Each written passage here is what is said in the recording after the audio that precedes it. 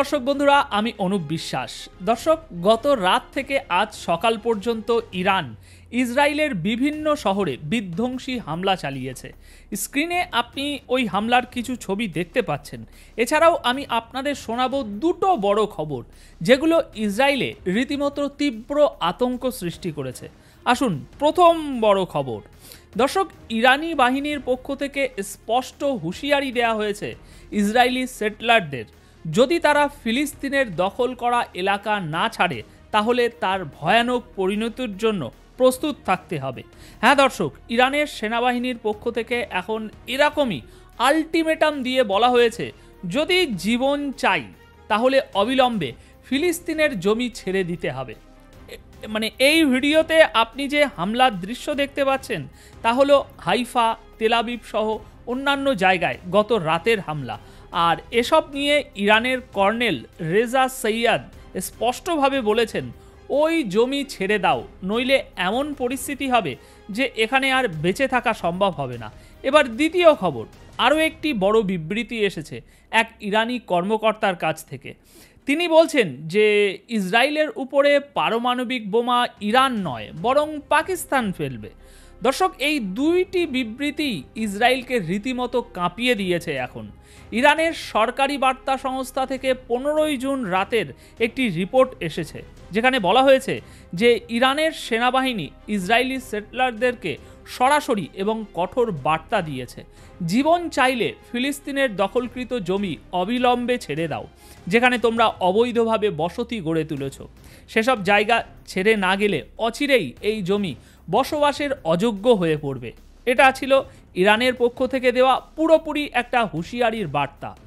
আর এই বিবৃতিটি দিয়েছেন ইরানের সশস্ত্র বাহিনীর মুখপাত্র কর্নেল রেজা সৈয়াদ। আর এই বক্তব্য তিনি দিয়েছে গত রাতে ইরানের যে ক্ষেপণাস্ত্র হামলা হয়েছে ঠিক ওই হামলার পরেই। এবং এখানে জানিয়ে রাখি, তিনি কোনো সাধারণ ব্যক্তি নন, কিন্তু তিনি ইরানের সেনাবাহিনীর মুখপাত্র। অর্থাৎ তিনি যা বলছেন সেটা ইরানের সেনাবাহিনীর পক্ষ থেকেই বলা হচ্ছে। এটা একটা আনুষ্ঠানিক ও সরকারি বিবৃতি। তিনি মনে করিয়ে দেন যে গত কয়েকদিনের মধ্যে ইরান ইসরায়েলের ভিতরে একের পর এক সেন্সিটিভ মিলিটারি জায়গা এবং ডিসিশন মেকিং গুরুত্বপূর্ণ কেন্দ্রগুলোকে লক্ষ্য করে আঘাত বানিয়েছে। এই হামলাগুলোর ছবি আমরা সবাই দেখেছি, সারা পৃথিবী দেখেছে।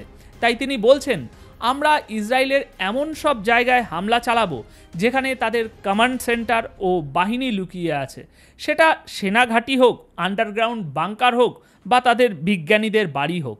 তিনি আরও বলেছেন যে ইরানের বিজ্ঞানীদের হত্যা করা হয়েছে, তার জবাবে আমরাও তাদের বিজ্ঞানীদের টার্গেট করব। তার কড়া হুঁশিয়ারি, এইসব লোকজন মাটির নিচে লুকিয়ে থাকলেও রেহাই পাবে না। আর যদি আমাদের সতর্কবার্তা উপেক্ষা করা হয় তাহলে তার পরিণাম আরও ভয়ঙ্কর হবে।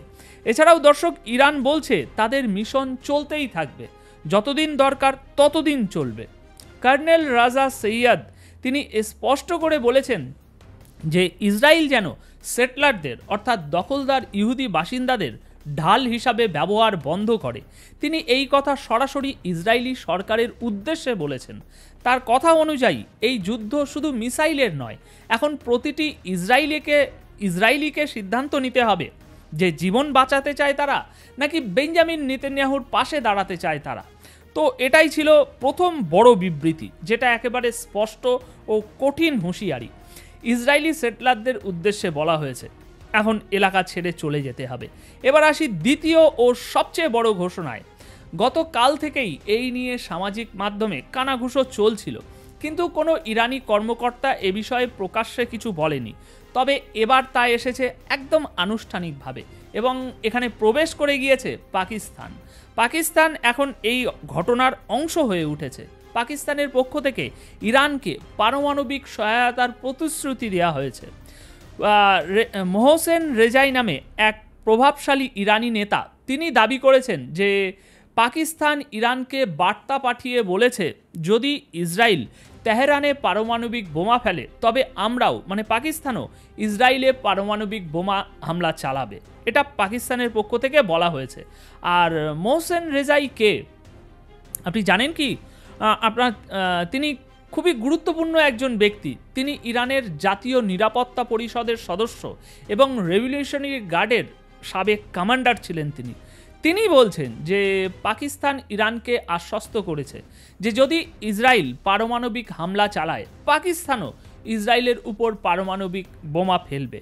আর এই বক্তব্য তিনি একটি সাক্ষাৎকারে বলেছেন। সেখানে তিনি যুদ্ধের পরবর্তী ধাপ, ইরানের গোপন রাখা কিছু অস্ত্র নিয়েও গুরুত্বপূর্ণ অনেক ইঙ্গিত দিয়েছেন। এখন মোহসেন রেজাই বলছেন, আমরা এখনও আমাদের সব অস্ত্র প্রকাশ করিনি বা করছি না। আমাদের অস্ত্র ভাণ্ডার অনেক বড়, কিন্তু যদি যুদ্ধ আরও বেড়ে যায় তাহলে দুনিয়া এমন সব অস্ত্র দেখতে পাবে সেগুলোর কল্পনাও তারা কখনো করেনি, যেগুলো তারা আগে কখনো দেখেনি। সুতরাং এটাও ছিল এক ধরনের বড় একটা হুঁশিয়ারি। রেজাই আরও বলছেন যে ইরানে মোসাদের নেটওয়ার্ক নিয়ে ইঙ্গিত দিয়ে তিনি বলছেন যে দুশমনের কিছু ছোট ড্রোন যেগুলো বিভিন্ন বাড়ির ছাদের ওপরে বসানো ছিল, ওই ড্রোনগুলো থেকেই সাম্প্রতিক কিছু হামলা হয়েছে। এই ড্রোনগুলো আপনার রিমোট কন্ট্রোলের মাধ্যমে চালু করা হয়েছে এবং এগুলো গিয়ে বিস্ফোরণ ঘটিয়েছে, যার ফলে আইআরজিসি ইরানি রেভলিউশনারি গার্ডের বেশ কিছু কমান্ডার ও বিজ্ঞানী নিহত হয়েছে। মোহসেন রেজাই বলছেন যে 1980 সালের চাপিয়ে দেওয়া যুদ্ধ, মানে ইরান ইরাক যে যুদ্ধ, ওই যুদ্ধ ইরানকে 35 বছর নিরাপদে রেখেছিল।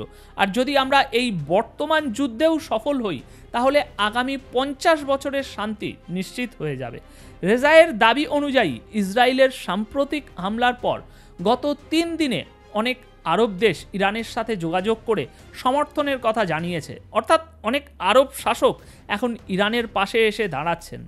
এই ইরানি কমান্ডারের কথায় পাকিস্তানের অবস্থান ছিল সবচেয়ে স্পষ্ট ও কঠোর।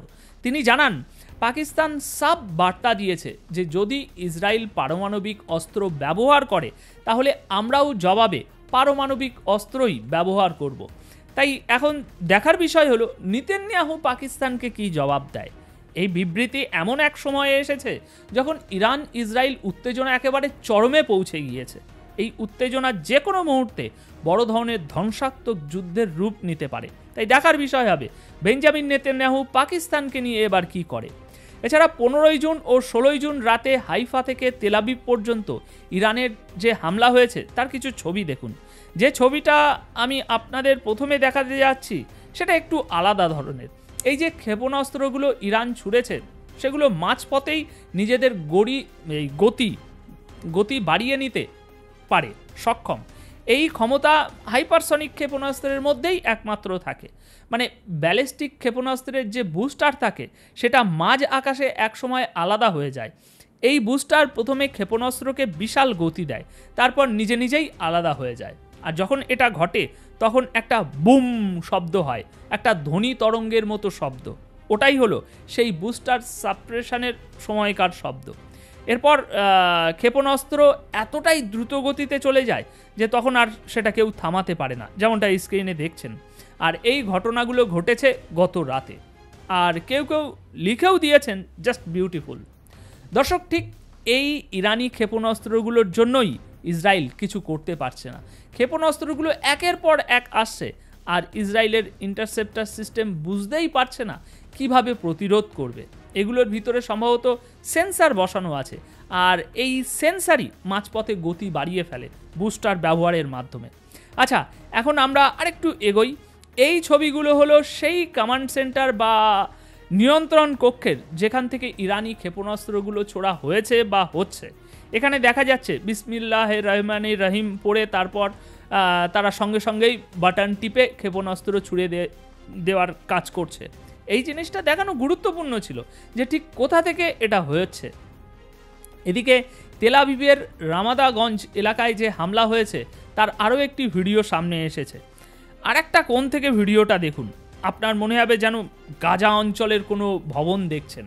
আমি আজ থেকে 1-2 দিন আগেই বলেছিলাম যে ইসরায়েল নিজেই এখন গাজার মতো অবস্থায় পৌঁছে গিয়েছে।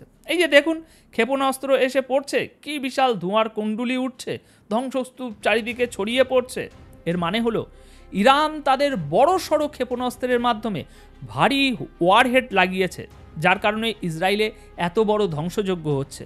যখন ইসরায়েলের ইন্টারসেপ্টার ক্ষেপণাস্ত্রগুলো রাতের আকাশে ওড়ে ইরানি ক্ষেপণাস্ত্রগুলো থামানোর জন্য তখনের কিছু ছবি প্রকাশ করেছে কুচ নিউজ নেটওয়ার্ক। কিছু কিছু জায়গায় সত্যিই তীব্র ইন্টারসেপশন, আকাশেই ধ্বংস করা হয়েছে, যেখানে আলো অনেক বেশি দেখা যাচ্ছে। এর বাইরে যেখানে ক্ষেপণাস্ত্র গিয়ে আঘাত করেছে, আমার ধারণা ওটা কোনো ট্যাক্সি স্ট্যান্ড বা ওপেন পার্কিং এলাকা ছিল। সেখানে দেখা যাচ্ছে গাড়িগুলো একেবারে ভাঙাচোরা হয়ে পড়ে আছে, চারপাশে ধ্বংসাবশেষ ছড়িয়ে ছিটিয়ে আছে, পেছনে কোনো বড় ভবন ছিল তাও বেশ ক্ষতিগ্রস্ত হয়েছে। তো এবার এই হলো সেই ইরানি ক্ষেপণাস্ত্র যা এখনও পর্যন্ত ইরান প্রকাশ্যে ব্যবহার করেনি। এই ক্ষেপণাস্ত্রের নাম সেজিল মিসাইল। মিডল ইস্ট অবজারভার বলছে এই ক্ষেপণাস্ত্র এখনও ইরান ব্যবহার করেনি। এছাড়াও একটা ফতে 2 মিসাইল আছে আপনার, এটা হলো হাইপারসনিক গ্লাইড মিসাইল। এখনও পর্যন্ত ইসরায়েলের সঙ্গে চলমান এই সংঘর্ষে এই মিসাইলটি কিন্তু ব্যবহার করা হয়নি। আর এই মিসাইল ব্যবহার হলে সেটা খেলায় বড়সড় একটা পরিবর্তন আনবে কিনা তা এখনই বলা যাচ্ছে না। তবে এটা ঠিক যে ইরানের ওপর হামলা হয়েছে, এটা অস্বীকার করা উপায় নেই। সেখানেও বড় ধরনের ক্ষয়ক্ষতি হয়েছে। ইসরায়েলি বাহিনীর যুদ্ধবিমানগুলো হামলা চালাচ্ছে একের পর এক। আর এই তথ্য কুচ নিউজ নেটওয়ার্ক দিয়েছে। তারা গত রাতের ভিডিও প্রকাশ করেছে, যেখানে দেখা গেছে তারা ইসরায়েল তেহরান, তাবরিজ এবং ইস্পাহান শহরে হামলা চালাচ্ছে। তবে ইরানও পাল্টা প্রতিরোধ করেছে, তাদের এয়ার ডিফেন্স সিস্টেম থেকে ইন্টারসেপশন হয়েছে, কিন্তু তবুও ইরানে বড় ধরনের ধ্বংস হয়েছে, এ কথা স্বীকার করতেই হবে। এদিকে ইউরোপীয় কমিশনের প্রেসিডেন্ট বলছেন ইরান এই গোটা অঞ্চলে মধ্যপ্রাচ্যের অস্থিতিশীলতার মূল উৎস। যত রকমের গোলযোগ ঝামেলা হচ্ছে সব কিছুর শিকড়ই ইরান থেকে। এখন ইউরোপীয় ইউনিয়ন বা ইউরোপীয় কমিশনও ইরানের বিরুদ্ধে চলে গেছে। এই ধরনের খবরই এখন সামনে আসছে। সঙ্গে আরও জানা গেছে যে তেহরানে মোসাদের কিছু এজেন্ট ধরা পড়েছে। তাদের কাছ থেকে 23টি ড্রোন, একটি লঞ্চ প্ল্যাটফর্ম, কন্ট্রোল ডিভাইস এবং একটি গাড়ি উদ্ধার করা হয়েছে, যার মাধ্যমে ড্রোনগুলো পরিবহন করে নির্দিষ্ট স্থানে নিয়ে গিয়ে সেগুলো লঞ্চ করার প্রস্তুতি চলছিল। এছাড়াও তাদের কাছ থেকে 200 কেজি বিস্ফোরক অর্থাৎ অনেক পরিমাণ বারুদও উদ্ধার হয়েছে। দর্শক, এই লোকগুলো কারা? দেখুন, ইসরায়েলের হামলায় যেসব নিউক্লিয়ার সাইট বা ঘাঁটি টার্গেট হয়েছে বা তেল শোধনাগারে যেসব হামলা হয়েছে, ওগুলো তো যুদ্ধ বিমান, ড্রোন কিংবা মিসাইল দিয়ে হয়েছে। কিন্তু যে কমান্ডার, যে বিজ্ঞানীরা নিহত হয়েছে ইরানের, তাদের সম্পর্কে যে নির্দিষ্ট তথ্য ছিল সেগুলো কোথা থেকে পাওয়া গেল?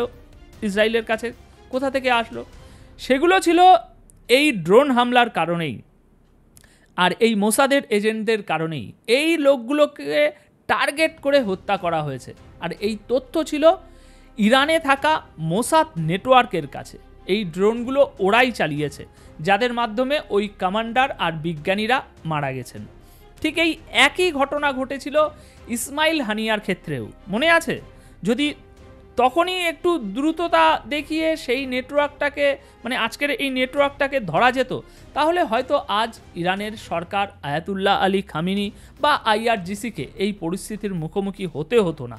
তবু এটাও সত্য যে নিজেদের লোকেদের মধ্যে সন্দেহ করা খুব কঠিন, কারণ 100 জনের মধ্যে একজন দোষী হলে বাকি 99 জনের মন খারাপ হবে, ভাববে যে আমার উপরে সন্দেহ কেন করা হলো।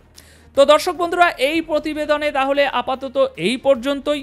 যাওয়ার আগে কমেন্ট বক্সে অবশ্যই আপনাদের মতামত জানিয়ে যাবেন। ভালো লেগে থাকলে ভিডিওটি শেয়ার করবেন, একটি লাইক দেবেন। তাহলে দেখা হচ্ছে পরবর্তী প্রতিবেদনে গুরুত্বপূর্ণ কিছু রিপোর্টের সাথে। ধন্যবাদ আপনাদের সকলকে।